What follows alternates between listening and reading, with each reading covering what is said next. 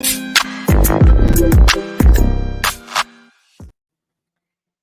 everybody. Welcome to the channel. I am Mrs. Best. Well, that is the voice that you are hearing. We are here to go over our weekly recap for the Netflix reality show Buying Beverly Hills. This episode, season 2, episode 9. This is the episode before the finale. It is titled I Don't Want to Lose You. There's a lot to discuss and really unpack from this episode. Apologies, you guys. I am a little bit late coming onto this live. I do stream through the streaming software StreamYard. I have no idea what the heck is going on with them, but they said they were having high volume. So I've been trying to go live on and off for about 10 minutes, but we are here. Sometimes technology acts up, but nonetheless, the show must go on. So we're going to jump into this episode, which starts with Tyler and Brandon, and some of the gang, as well as Melissa. They are in the car with Alexia, and you can sense the tension. Nobody wants to mention that article that came out in People magazine about their family. Nobody wants to mention it. And honestly, I cannot blame them. It's an awkward thing to have to talk about at work. And I actually think that's why, while it's nice to have a work culture where your coworkers become like family or friends, they're still coworkers. So you don't really want everybody in your business, even if they are like family. So, I can definitely understand the awkwardness. But moving it along, all the agents are at a nice ranch. This is the ranch that Mauricio was speaking about, the client who had the ranch that came with all these different things to do. It's absolutely beautiful because they are in Aspen, Colorado.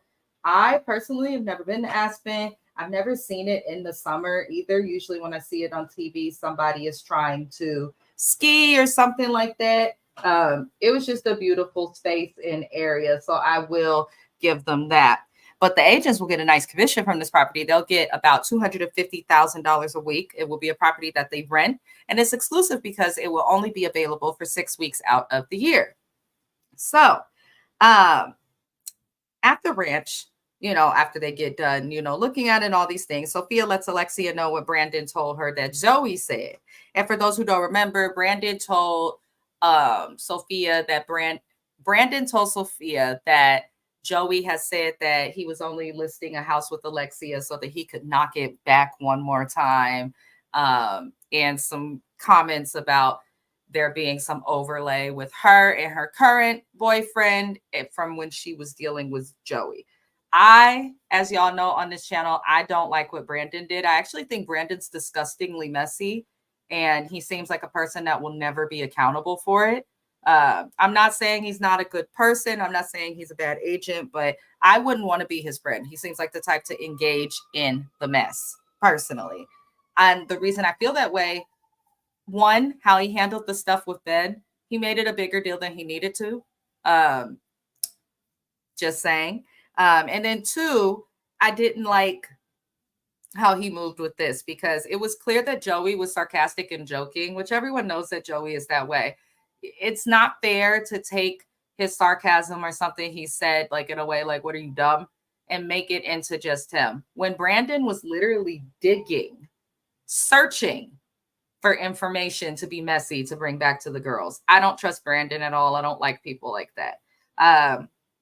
Moving it on, the group goes on a beautiful horseback ride, and Alexia asks Brandon about what Joey said. She asked the source, which I was glad. And Brandon still does not explain that Joey was being sarcastic. Alexia then explains to everybody, she's like, we were never a couple. And she's pissed because he's making her look like she's loose, or like it's not her work ethic that's selling her houses or getting her listings. Like she's going and sleeping with other people or something for it. And that's not cool. And then she has a current boyfriend. So it's like, have some respect. I will say though, Alexia, if your current boyfriend was anything or anybody that gave a crap about you, if I told my man somebody was giving me those kind of problems at work, when I say that he would definitely want to talk to the person or have it nipped in the bud whenever he saw them. So that's my only thing. It's like, I feel like some of what Joey is saying about Alexia's dude is true because he does seem slightly off. I'm sorry, I'm just going to say it, but she's pissed off, and I don't blame her, because if I heard what she heard, I'd be mad too. Moving on, you guys, do me a favor, like the video if you have not already. It's an easy and free way to support our channel. Moving it along, the group goes to dinner and they have dinner with Mo. It's all the agents that came to Aspen, and they're talking about the green metal property. The green metal property is the property that Michelle and Alexia were supposed to be co-listing together. But things didn't go good, y'all. Things did not go good at all. We saw what happened last week with Alexia and her sisters when confronting Michelle about the comments that she made about them not being able to command a room full of men in suits, about her seeming to be entitled or thinking that none of the girls will be able to succeed in the agency, saying that it would be business suicide if they took over. She really just diminished everything they're doing. Listen, Sophia has just got there, so she can't say much. Farah is literally the backbone of the company, it seems, and is doing so much with Mo. She's selling houses and she's doing background relations when it comes to the business. And then Alexia is a powerhouse. Y'all know I love Alexia. I hate that she sounds just like Kyle, but love her. She seems fair. She seems ethical. They did a good job with their girls. I will say that. So, green metal comes up and Joey's kind of like, this was crazy. And that's where Farah lets Mo know that Michelle acted a fool. And Joey also explains that Michelle did some other stuff separate from that, where she came storming in Ben's office talking about them. And basically it showed that this is not just he said, she said. When you have multiple people in separate instances saying that someone said the same thing, more than likely they said it or something along the lines of it. That's just the way it is. But Mauricio seems pissed, as he should be. It seems like he's struggling. He does say to the confessional, it's like, listen, the man in me is like, this ain't just coming from my kids, and he's a father, he's a protector, but then professionally, he can't just come at her full force because he is her boss and this is California, and the work laws here, they work for the most part. So I get where he's coming from. Michelle not only crossed the line professionally, but Michelle also crossed the line personally. It just was not appropriate the way that she conducted herself at all. It was messy. If you are going to speak like that, have like one person that you consider like a confidant that you talk to, but you don't go and tell multiple people who work closely with and are close to outside of work, the family. That's stupid. If you want to move up as CEO, why would you insult the kids of the CEO? If she knew anything about a room of suits, she would understand that there's a hierarchy when it comes to things, especially in sales. Like, relax, girl, relax. But Mauricio makes it very clear. He says, if I ever do, want a CEO, because he's like, I'm not even thinking of succeeding, or, he's not thinking of retiring yet. He still has a lot of work that he wants to do with this company. He's not done. And he's not the oldest guy. So he's like, why is she planning for me to lead the company anyway? Like, I'm thinking about that. But he says, I'll tell you this, if somebody does become CEO, it's not going to be Michelle. See? I said it, y'all. I said Michelle gonna screw herself with his mouth. Why would he make her the CEO when she doesn't respect anybody? If you can't respect anybody when you are equal to the people, working in the field, you know what I mean? Then how can you expect them to respect you once you're on top? The agency will actually suffer from business suicide if you have that.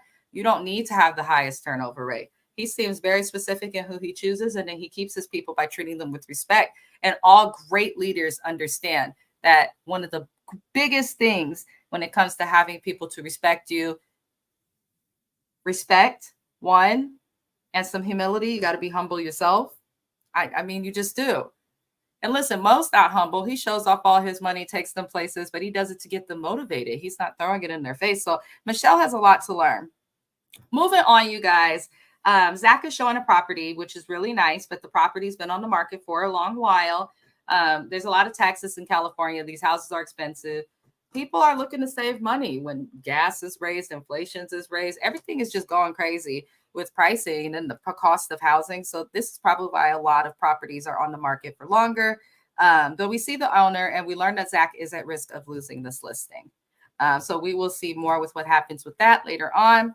So while out back in Aspen, Melissa asked the girls if everything is okay with their parents. And The girls, because they do know Melissa, I don't think they should trust her, but they do know her outside of the show and have a relationship with her.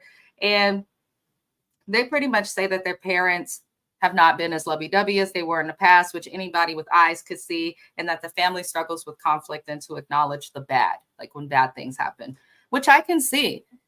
I think that that comes from Kyle a little bit, but I also think it comes from Mo because he's a guy and guys just aren't as in tune with their feelings. But I definitely feel like that is true.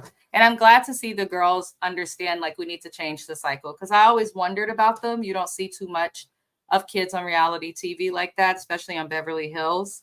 So I always wondered like seeing the toxicity between Kim, Kyle, and Kathy, how they would be, as siblings. And they seem to want to talk about feelings. If you have difficult conversations, you learn how to do it in a respectful and or useful manner. And then they're difficult, but they're helpful. It seems like the girls want to do opposite of their parents to, protect their mental health and to make it to where they don't end up like them, honestly. So I actually respect them a lot. And I'm sorry for what they're going through. It sucks when your parents split up, regardless on how old that you are. Moving it along, you guys, another fabulous reminder from the best thug that there ever was to like the video. Replay gang. Hey, y'all.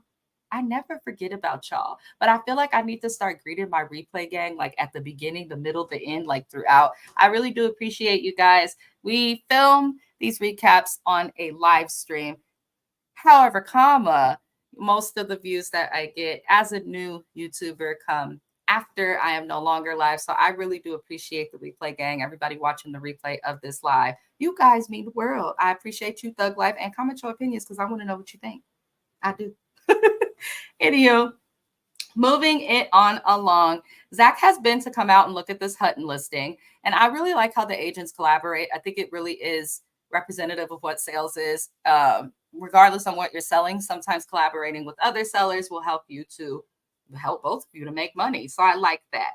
But they speak about the meeting with Santi. Ben was there with Mauricio and some other agency execs. And Santi was really upset about Zach potentially weighing an offer from Rick Hilton, understanding the history that was there. Listen, Zach was there at one time when Mauricio was there.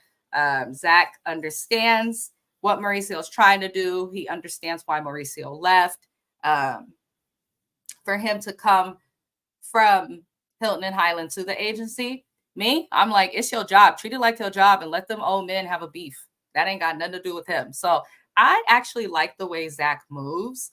But I wouldn't have said anything to anybody about an offer. I understand he's on the show, so it might make it more interesting. But in real life, I wouldn't have said shit. I wouldn't have. Why?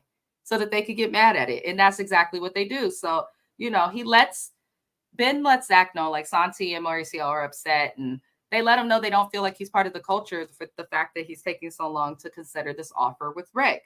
And Zach says that there's no expiration on the offer, but that being at the agency could potentially pull him away from his family because of the luxury lifestyle and the events and the constant traveling and those type of things. So I'm like, Zach, that's not really a bad thing. Okay. Bring your partner with you. Why not? Right. So it seems like Zach may leave, but we'll see what happens, won't we? Be sure to tap into the next recap for Buying Beverly Hills, which will be on Sunday, you guys. I don't have any recaps happening tomorrow. So I might do it tomorrow, actually. I might do the finale episode on Saturday. We will see. We will definitely see, y'all. But at the latest, it will be up by Sunday. Moving on. Back in Aspen, everybody is at the house, and Melissa's gossiping about Alexia coming for Joey. And the group comes down, and they end up playing the game, Would You Rather? Google it if you don't know what it is. It's very common. And Alexia uses the game as a way to confront Joey about what he said, which Joey says what I've been saying. It was a joke. And Farrah brings up a good question. Farrah is smart. Farrah is sharp, y'all. I feel like Farrah should have went and got a degree in business, or she should have went and worked in Farrah needs to be a lawyer or something. She's very good and she's very quick. Nothing misses her. She's very smart. And I peeped that, Farrah. I mess with you, Farrah. But Farrah's like, well, how did this even come up?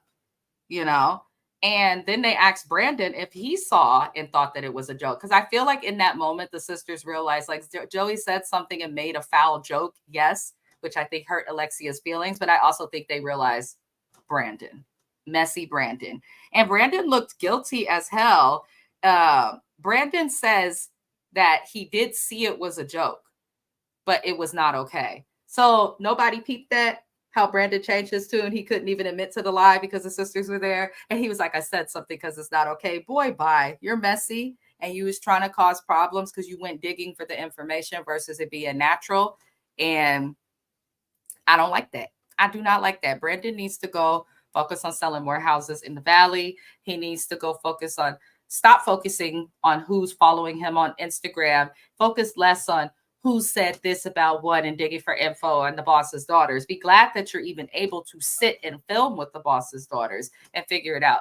Because while being messy may get you popular on reality TV in your little mind because it makes for good television, then people won't like you.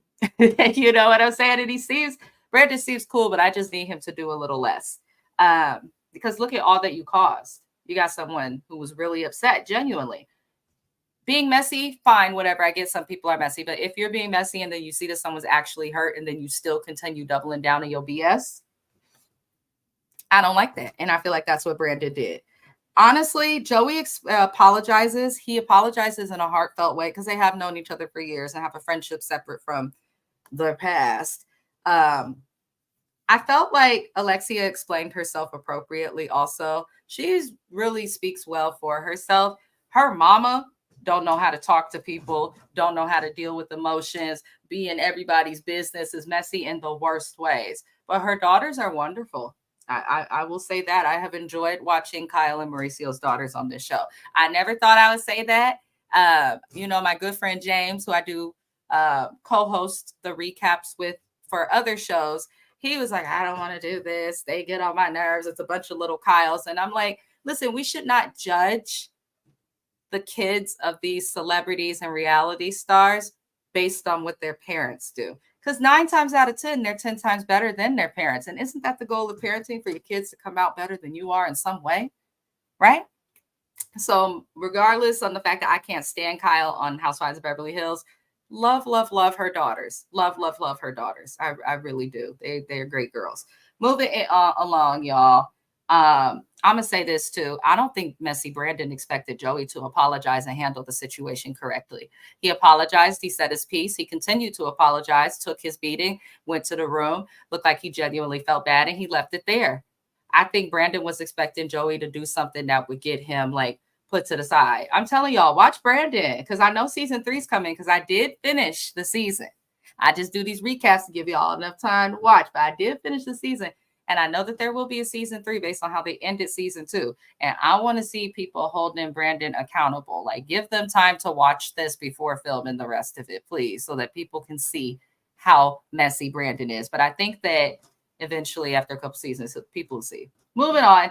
Brandon's meeting with Kevin, who's been mentoring him, also the ex of Sonica, who was fired earlier in the season. He's going to show the home that he and Sonica were supposed to live in together. They purchased a home together. She designed it. I know that she's an interior designer and has been on HGTV and things of that nature. So she does have a success outside of the agency, which makes me wonder, Sonica, girl, why do you want to sell real estate? Because you're barely there and you're not really interesting. I'm sorry. I'm just saying what I'm saying. She's cute. Maybe she's good for like younger girls or like those rich, snooty women, and things of that nature to watch stuff to decorate their homes with. But I'm just like, why are you here? I don't get it. She seemed lazy. I will agree with Brandon there. Sonica does seem lazy. But he's selling the home. Kevin wants to sell it, and he wants to bring Brandon on to take charge of selling the property. Now, some would say that's messy. Why wouldn't he bring Sonica on? Sonica literally made it seem like he was making her work environment hostile and problematic when he wasn't doing anything, and is barely an agent. She's trying to prove herself right now. So why not allow Brandon, who has stayed there and wouldn't use a breakup as an excuse to not come to work? Regardless on how I feel about messy Brandon, being messy has nothing to do with that man's work ethic. He seems to want to be there. He seems to be putting in an effort. And that's more than Sonica did. Listen, you got to go to work. You can't just not go to work because you're sad. Now, unless it's like if someone passes away or a family member is in the hospital and you're just finding out, fine. I understand that. But to just not come to work because you broke up with somebody that you dated at your work when you shouldn't have really been dating nobody at your work anyway, ridiculous. Sonica needs to take a page out of Alexia's book and see how she's working around Joey. Sonica irks me, but it is a little messy because I'm like, Brandon, you were supposed to be cool with her. You should at least let her know that you're going to sell the property. So I think it's nice that Brandon's getting the shot to be in charge of selling a property. But at the same time, I feel like say something to Sonica. At least you don't owe her nothing, but at least let her know so she can't say, oh, he didn't say nothing. He did it behind my back. You know what I mean? That just seems to make more sense. Moving on, you guys, to the last scene of this recap. Be sure to like the video. I do appreciate you. Back at the agency, Mauricio meets with Michelle. And Michelle tries to BS Mauricio and explain, herself and what she said about the daughters, because he's like, what's going on? And Mauricio explains that Michelle may not even be ready to command a room full of men in suits herself. He says he doesn't even know if she can do it, for her to be telling other people that. And she responds to him by saying that she wants a bigger spot in the company and she wants to be next in line for whatever big position or to be CEO. It seems like she just wants to be next in line. Mind you, guys, she has been working with Mauricio, it sounds like, for many years, over a decade. She also says that nobody should be entitled to a position or to anything just because they are related to the owner of the company. No, I second that. I'm going to tell y'all this. If I have a company, and think about it yourself, if you have a company and children that you are raising that are responsible and have taken on an interest in what you do, you going to give it to some random Joe to run, or are you going to want your company to be for your child, your family member? Isn't that what you work for, so that you have something to leave to generations of your family that will be here on the planet when you're no longer? Why can't she understand that? If that man wants to leave his company to his daughters, he can, because it's his company. If that man wants to leave his company to his ex-girlfriend from 1997, he can. If that man wants to leave his company to his dog, like that dog Gunther running around Netflix that they had a documentary about, he can. Do you know why, Michelle? Because it's his company. It's not yours, boo. It's his company. So I don't think that she understands anything. I think that she's just kissing you know what, because she understands that she has pissed him off. You came for his kids. And it's one thing to discuss how they're working. If they were doing a bad job at work, fine, say that. But to say that about Alexia and Farrah is crazy when they've been the backbone of stuff. I just don't care for Michelle. But it looks like Mauricio did check her. He made it very clear. He said, I'm 53 years old. I'm not thinking about who's going to run my company. I'm focused on running my company and still have a lot to do. I like the way Mauricio handled that. Michelle, ridiculous. Ridiculous. And if you try to apologize to these girls, I know what's going to happen, but for those who haven't watched the episode, if she tried to apologize to these girls, just know that it is entirely BS, because it will come after their fathers had to check you and make you feel like your job and your relationship and, that good feeling at work is on the line. So I don't care for Michelle, y'all. I just don't. But that is about it for this episode of Buying Beverly Hills. This was season 2, episode 9. I Don't Want to Lose You was the name of the episode. We will have the finale recap of Buying Beverly Hills to be streaming live on Sunday, which I believe, what day is Sunday, y'all? I believe Sunday is the 19th. I believe Sunday is the 19th. So we will be having Buying Beverly Hills up on Sunday. Tap into the live stream. I will be setting it up tomorrow, so you'll be able to set the reminder to be reminded for when we are live. Subscribe to the channel. We're going to end our live as we always do, because we're a page that does TV reviews as well as highlights independent artists by slapping a new single from Also Best, who is my partner and the person who helps to make these lives possible. This is his latest Mike Spotlight performance to his single from his upcoming EP Lisa, which drops on my birthday, May 22nd. Hello, Geminis. Our time is here. They act afraid of us, but everyone loves Geminis deep down. But we are going to be listening to this song. It does come on his EP Lisa. It drops 5/22, which is next Wednesday, I believe. So I will leave you guys with this. We'll have more recaps coming on Saturday as well as Sunday, Monday, and Tuesday. Love and light to you all as well as Thug Life. And I genuinely appreciate y'all for watching. Adios.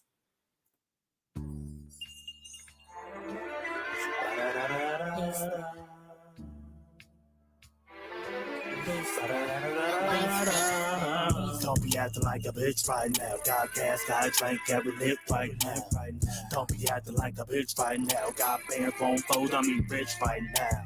Don't be acting like a bitch right now. Got gas, got drink, every lip right now. Don't be acting like a bitch right now. Got band phone fold, I mean rich. To be real, you don't plan on a tip right now. You a nice straight square, you ain't shit right now. Like dang, who don't raise you? I got hands, so I'll page you. Continue with plan, begin phase two. I'm a self-made man, I'm the best fool. I'm that shit, no need for a rest from me.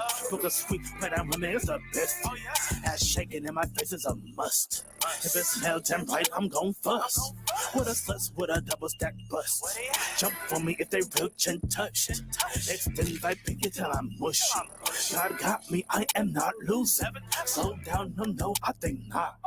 That cheese I need, that's what's funk. Don't be acting like a bitch right now. Got gas, got drink, every lip right now. Don't be acting like a bitch right now. Got band phone fold, I mean rich right now.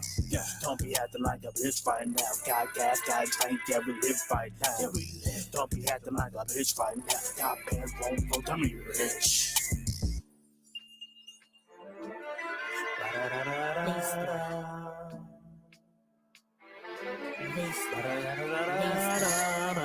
You a bitch. It's true. You a bitch. It's true. You a bitch. How you have to run? What you gon' do? You a bitch. It's true. You a bitch. Oh, man. You a bitch. Stop acting like a bitch. Stop acting. You a bitch. You a bitch. Stop acting like a bitch. Stop acting. You a bitch. Stop acting. You a bitch. Stop acting like a bitch. That's true. It's true. It's true. Just have a little fun. Oh, so bad. Oh,